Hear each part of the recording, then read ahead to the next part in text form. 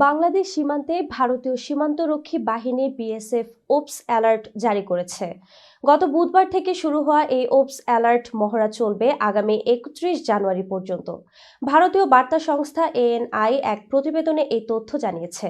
BSF থেকে প্রকাশিত এক বিজ্ঞপ্তিতে বলা হয়েছে, এই পর্যন্ত ভারতের ৭৬তম প্রজাতন্ত্র দিবস উদযাপন উপলক্ষে সীমান্ত রক্ষা জোরদার করার লক্ষ্যেই এই মহড়া শুরু করা হয়েছে। আগামী ২৬ জানুয়ারি ৭৬তম প্রজাতন্ত্র দিবস উদযাপন করবে ভারত। ১৯৫০ সালের এই দিনে ভারত সংবিধান কার্যকর করে একটি সার্বভৌম গণতান্ত্রিক প্রজাতন্ত্রে পরিণত হয়। প্রতি বছর এই দিনটি ভারতীয় পর্যায়ে ব্যাপক আয়োজনে উদযাপিত হয়। বিএসএফ আরও জানিয়েছে, বাংলাদেশ সীমান্তের ৪,০৯৬ কিলোমিটার জুড়ে ফিল্ড ফরমেশন ওপস অ্যালার্ট মহড়া শুরু করা হয়েছে। সীমান্তের নিরাপত্তা আরও জোরদার করতে এই মহড়া বিএসএফ এর অতিরিক্ত মহাপরিচালক ও অন্যান্য কর্মকর্তারা পূর্বাঞ্চলীয় কমান্ড এলাকার দিন-রাতের নিরাপত্তা পরিস্থিতি পর্যালোচনা করছেন বলেও বিজ্ঞপ্তিতে উল্লেখ করা হয়েছে।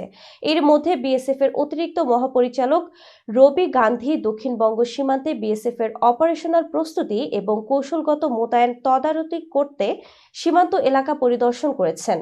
তিনি সকল ফিল্ড ফরমেশনকে বিশেষভাবে নদী সীমান্ত এবং যেখানে কাঁটাতারের বেড়া নেই সেসব এলাকায় নিরাপত্তা আরও জোরদার করার নির্দেশ দিয়েছেন।